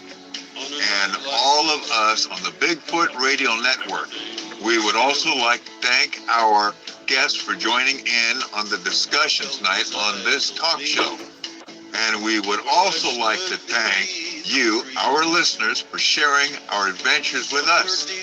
Join us again next Friday evening for another exciting hour of Bigfoot Radio with the Bigfoot research teams from across the country. And we would also especially like to thank our listeners. Until then, this is the Gentle Giant saying good night, be good, be safe, and we will see you here again next week. Until then, keep Bigfoot alive and keep Bigfooting. See you all again next week. Bye-bye, and have a nice night. Hey, John, I sent you a video. What he is may be unknown, but there's one thing I know. He's the keeper of the mountain. All he wants is just left alone. This session is no longer being recorded. Well, anyhow, let me before anybody takes off, Chris, what was this about me mind screwing you? Who did that? Who said that? Mind screwing. Yeah, mind screwing. In other words, I sent this guy up on radio on the show. Oh, yeah, you blew my mind. I mean, what am I going to do? I mean, fuck, dude, I'm blown away. This guy is a trove. You know, I kind of, you know, when you told me earlier in the week, I'm going, okay, yeah, yada, yada, yada.